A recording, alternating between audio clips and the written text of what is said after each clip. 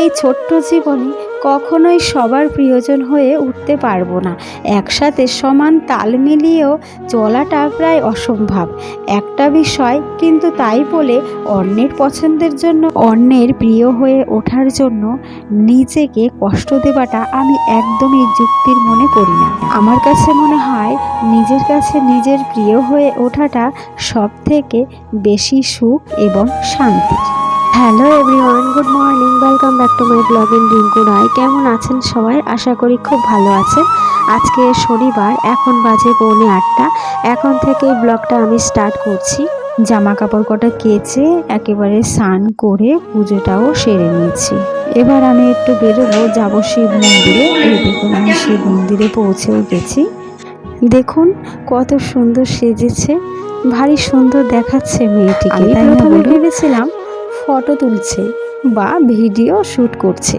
তারপর জিজ্ঞাসা করাতে বললেন, না, আমার সামনে বিয়ের আগে একটা মানত ছিল, সেটাই সম্পূর্ণ করতে এসেছি।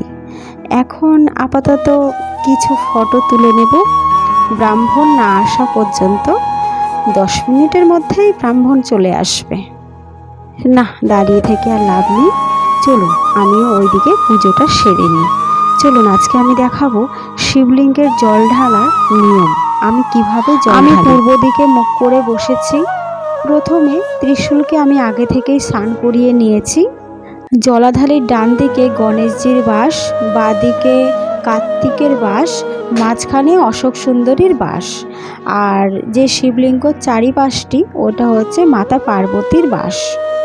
লিঙ্গের ওপরে ডাইরেক্ট জল ঢালতে নেই, তাই জন্য আমি আগে থেকেই একটা বেলপাতা চাপিয়ে নিয়েছি। তারপরে জল কিংবা আখের রস আরও অন্যান্য জিনিস আপনারা ঢালতে পারেন, আমিও সেটাই করি। এবার আমি ফুল মালা বাবাকে পরিয়ে দেব, আর একটি ফুলও আমি বাবার মাথায় দিয়ে দিলাম। এবার আমি আরতিটা সেরে নেব। আরতিটা হয়ে যাওয়ার পর আমি শনি মন্ত্রটা জপ করলে আমার পুজো কমপ্লিট হয়ে যাবে। সো চলো আমি আরতিটা এবার সেরে নিই। আরতিটা সেরে আমি মন্ত্রটাও জপ করে নিয়েছি। এবার আমি আপনাদের 700 বছর পুরনো অশ্বত্থ গাছের সাথে আমি আপনাদের পরিচয় করিয়ে দেব। চল, অশোক গাছকে ভীষণভাবে মানে এখানকার লোকজনেরা। এই দেখুন, এটা অশ্বত্থ গাছ। এখানে ব্রহ্মা বিষ্ণু মহেশ্বরের বাস। এই গাছটিকে স্পর্শ করা মাত্র শোক দুঃখ মিনিশের মধ্যেই উধাও হয়ে যায়। এই রকম ফিলিংস যারা যারা করেছেন আমার কমেন্ট করে অবশ্যই আমাকে বলবেন প্লিজ। এবার আমি এই অশ্বত্থ গাছকে পুজো করে নেব। জলের মধ্যে একটু কালো তিল আর 4টে সাদা ফুল আর একটি সর্ষের তেলের প্রদীপ জ্বালিয়ে। সো চলুন পুজোটা আমি সেরে নিই। পুজো আমার কমপ্লিট হয়ে গেছে। চলুন আপনাদের মন্দিরের চারপাশটা ঘুরিয়ে দেখাই। দেখুন চারপাশটা যেন কেমন আলোয় ভরে গেছে, মানে বাইরের যে রোদ্দুর, ওই রোদ্দুরের আলোতে মন্দিরটা পুরো একেবারে আলোয় ম করছে। অনেকক্ষণ হলো মন্দিরে এসেছি। চলুন, সোনাই একা আছে, রুমে গিয়ে আবার কথা হবে। এই যে আমি রুমে চলেও এসেছি। সোনাই তো আমাকে দেখতেই বাবা হাঁপ ছেড়ে বাঁচছে। লকটা খুলতেই ছুট্টে বাইরে চলে গেল। জানেন, এখানে স্টুডেন্টদের ফাইনাল এক্সাম তো হয়ে গেছে, আর গরমের ছুটিও ধরুন পড়েই গেছে। আর আমরাও দেশে যাবার জন্য রেডি হচ্ছি, যদিও বেশি দিনের জন্য না, তবুও এই ধরুন 15-16 দিনের জন্য যাব। আমারই বড় মেয়ের বিয়েতেই আমরা যাব। গরমে ছুটি পড়তেই মনটা যেন আকুল ব্যাকুল করে ওঠে যে এই বুঝি বাড়ি যাব। এই বছরেতে যাওয়ার সেরকম কোনো সম্ভাবনা ছিল না, কারণ হাজব্যান্ড আবার অন্য জায়গায় ডিউটি জয়েন করেছে, তো তাই জন্য। কিন্তু ভগবানে যা করে মঙ্গলের জন্যই করে। আমারই এক বড় মেয়ের বিয়েতেই আমরা যাচ্ছি। যদিও বেশি দিনের ছুটি না, তবু দেশটা দেখলেই শান্তি। সকালে যে জামা কাপড়গুলো আমি কেচেছিলাম সেইগুলো এখন নিয়ে এসে ভালো করে গোছগাছ করে রাখি, তাহলে আমার খাটনিটাও কমে, দেখতেও ভালো লাগে, আর চট করে খুঁজেও পাই। সোনাইয়ের পাপার শার্টগুলো সোনাইয়ের পাপার হ্যাঙ্গারে রেখে দেব, আর সোনাইয়ের শার্টগুলো সোনাইয়ের হ্যাঙ্গারে রেখে দেব। সোনাই আর সোনাইয়ের পাপার জামা কাপড় যদি আমি এক জায়গায় রাখি, তাহলে একটা টানবে 10টা ফেলে দেবে। এই জন্য আমি যতটা পারি গুছিয়ে গাছিয়ে রাখার চেষ্টা করি। এই ধরুন বলতে পারেন কিছুটা আমার স্বার্থে আর কিছুটা ওদের স্বার্থে। চলুন, জামা কাপড়গুলো আমার প্রায় গোছগাছ করা হয়ে গেছে। কিরে সোনাই, কেমন ঘুরলি বাইরে? কেমন রোদ বলতো? हाँ मम्मा, बहुत ही तेज है धूप। अभी तो मेरे को ट्यूशन भी जाना है। मम्मा मेरे को स्विमिंग पूल जाने दो ना, कल ना संडे तो मेरे को वो मेरे दोस्त के साथ स्विमिंग पूल जाना है। मम्मा प्लीज़ प्लीज़ मुझे जाने दो ना। চলুন দেখি যাই, সোনাইকে রেডি করে দিই। সোনাইয়ের টিউশনের অটো চলে আসবে। দেখতে দেখতে সন্ধ্যাটাও হয়ে গেল, সোনাইয়ের আসারও সময় হয়ে গেছে। সন্ধ্যা আরতিটা দিয়ে দিয়েছি।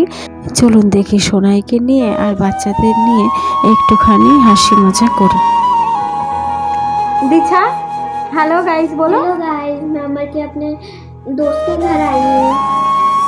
आप लोग कैसे हैं? मैं ठीक हूँ। क्या हुआ पायल? आजा। क्या हुआ पायल? आंटी अमर की बुक में तो डायरी ट्यूशन में रह गई थी, देना है। अच्छा, ट्यूशन में छोड़ के आया? बैठो ना। দেখুন বাচ্চাগুলো ভারী মিষ্টি, কত সুন্দর মিষ্টি মিষ্টি কথা বলে। এই দেখুন আমাদের মহারাষ্ট্র কা পানিপুরি। হাজবেন্ড যখন ডিউটি বেরোয় তখন আমি বলে দিয়েছিলাম ফেরার সময় আমার জন্য ফুচকা নিয়ে আসবে। সো ও নিয়ে আসবার পথে নিয়ে এসছে 1 প্যাকেট ফুচকা।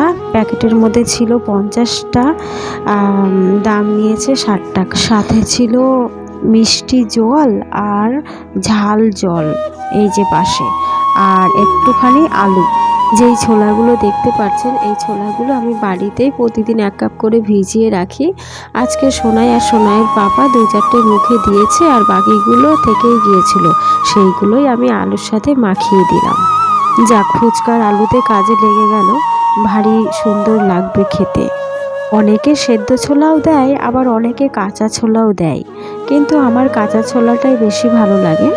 আলুর সাথে কাঁচা ছোলাটা দেখে মনটা যেন ভরে গেল, তাতে করে আজকে আবার নিরামিষ। তাই দেশে দেশের বাইরে জানেন নানান জায়গায় আমরা ফুচকা খেয়েছি, কিন্তু একটা কথা জোর গলায় বলতে পারি যে আমাদের পশ্চিমবাংলার মতো সুস্বাদু ফুচকা গোটা পৃথিবীতে কোথাও খুঁজে পাওয়া যায় না। সোনাইয়ের জন্য আমি কিছু ফুচকা রেডি করে দিই, এইগুলো ঝাল ছাড়া, ও খেতে থাকুক। আর আমাদের আলুটা বেশ একটু টেস্টি করে মাখিয়ে নেব, একটু ধনেপাতা আর একটু গুঁড়ো মশলা মানে নিরামিষ মশলা আর একটু মির্চা পাউডার দিয়ে নেব যাতে একটু ঝাল হয়। সোনাই মিষ্টি জল দিয়েই খাবে আর আমরা তিখা জল দিয়ে। ফুচকা আমাদের খাওয়া হয়ে গেছে, আমি এদিকে চলে এসেছি কিচেন রুমে। আজকে বানাবো নিরামিষ বাসন্তী পোলাও, একদম শর্টকাটে ঘরোয়া পদ্ধতিতে কেমন করে বানানো যায় চলুন দেখতে থাকুন আর সাথে থাকুন। সবার প্রথমে আমি 3 কাপ মতো গোবিন্দভোগ চাল হালকা হাতে আমি 2 বার মতো ধুয়ে নিয়েছি। নেবার পর ঘিটা গরম করে ঘিয়ের মধ্যে হলুদ মিক্সড করে চালগুলো মেখে নিয়েছি। আর সাথে ছিল আদা বাটা, কাঁচা লঙ্কা আর গরম মশলা দিয়ে আমি চালগুলো একসাথে ভালো করে ম্যারিনেট করে নিয়েছি। তারপর অন্য কড়াইয়ে আমি একটু পরিমাপ মতো ঘি দিয়ে ঘিয়ের মধ্যে অ্যাড করলাম 2টো তেজপাতা, এলাচ, লবঙ্গ, দারচিনি একটু ভেজে নিলাম।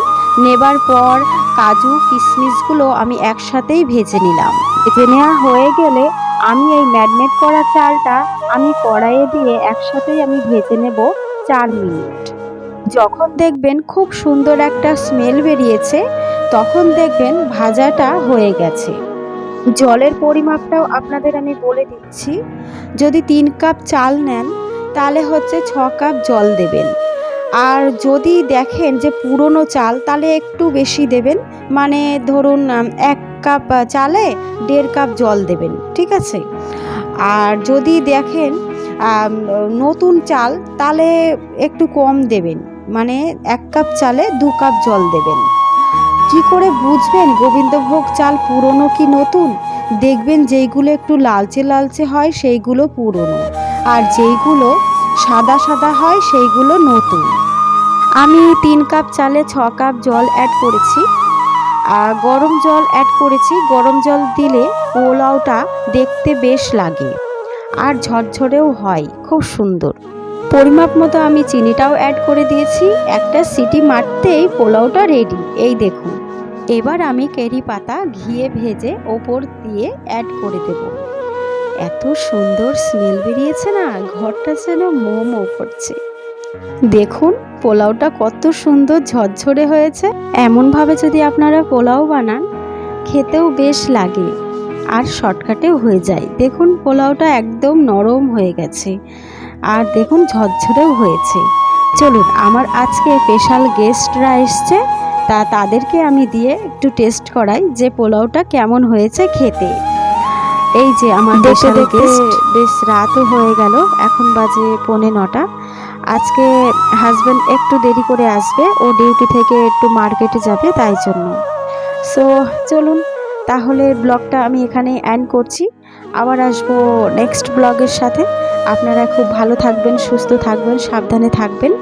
আর ব্লগটা কেমন লাগলো অবশ্যই আমাকে কমেন্টস করে জানাবেন। ভালো লাগলে একটা লাইক করে দেবেন।